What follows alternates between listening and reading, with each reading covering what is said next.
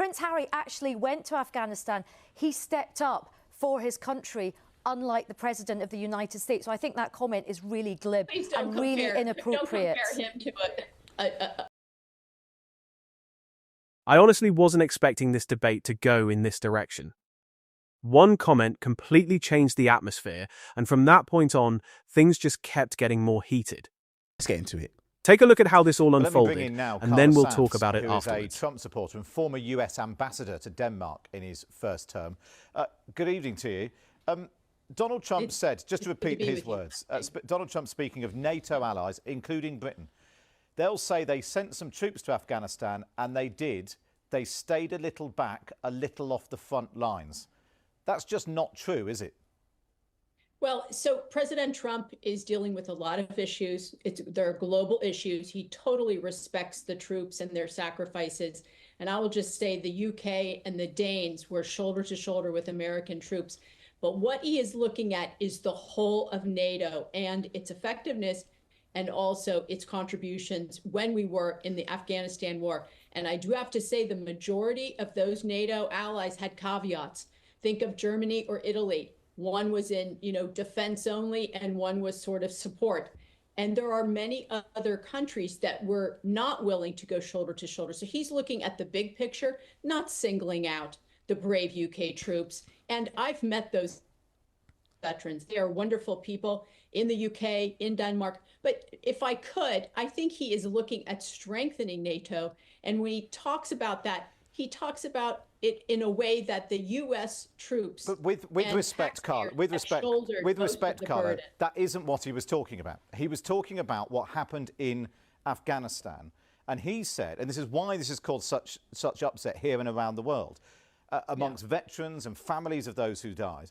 In Afghanistan, 3,500 NATO troops were killed, including 457 UK military personnel. They weren't staying a little back, a little off the front lines, were they? Your UK troops, the Danish troops, a handful of others were shoulder to shoulder with us. But I'm saying that the majority of the NATO countries are not like the UK. But he was wrong. He didn't say some. He didn't single out other countries. Why can't you just say he got this wrong? His words. I would not take offense at this. It is on the whole true. But people have taken offense at this. We honor our veterans. There's no country that honors veterans more than the United States. We share how to do that with so many NATO allies. We share best practices. Many NATO countries have not taken care of their veterans. So it's not true that we don't respect veterans. He was speaking overall. NATO did not carry their weight when we were in that war. And I'm not talking about the UK. I'm not talking about the Danes. But he was. He didn't make that distinction, Carla. He didn't make that distinction. Clearly, the Prime Minister of the UK doesn't make that distinction. He's the President of the United States with a lot on his plate. He may not have said it the right way. That's not an excuse for not knowing that hundreds of people from outside the UK, from outside the US, that's not an excuse for not knowing how many, the hundreds of soldiers and troops from outside the US were killed. I'm sorry. He doesn't know every detail about every allied nation. Well, maybe he shouldn't be talking about it then. Overall, it was true. I'm sorry to say, overall, the NATO allies, most of them had caveats and did not go shoulder to shoulder with us like the UK and the Danes did. Let me bring in Steve Baker. I'm sorry, because I'm afraid in politics some stuff really does matter. 14 years I've been doing it, and I have to say, with things like this where people have laid down their lives, of course what you say about he's busy, he's got other things on his plate.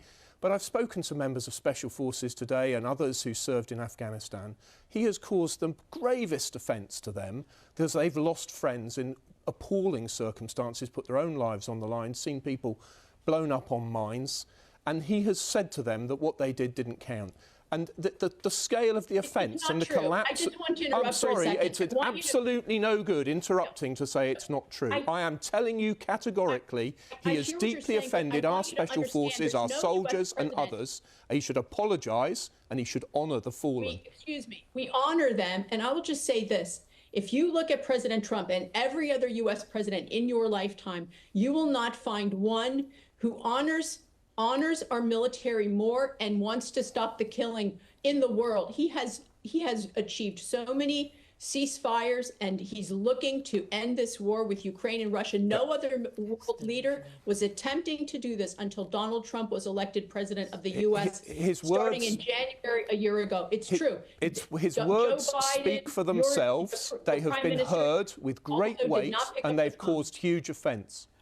Carla, given the offence, in my part, I apologize on his behalf for the offence, but I will say this: no one in the United States history has been more of a peace president and wants to end wars and end killing. He loves life. He loves our Brits. You know that if you read the national security strategy. He absolutely was a love letter to the UK and our European allies. I mean, he has also accused the UK this week of Axis stupidity and other things. But you've apologised. Do you think, given you say his record on the forces and support for the forces and wanting to end conflict, given the widespread, almost universal condemnation from the Prime Minister, Prince Harry's weighed in tonight as well, veterans, no politicians. one cares what he says. You know that. No one cares.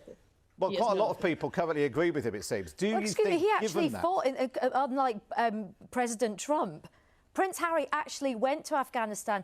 He stepped up for his country, unlike the President of the United States. So I think that comment is really glib and really inappropriate. Don't compare him to I don't know what, a non-royal part of the final word to you, Carla. Given this conversation we've had, you've apologised. Do you think it would just be better if the President just said, I got it wrong, I apologise?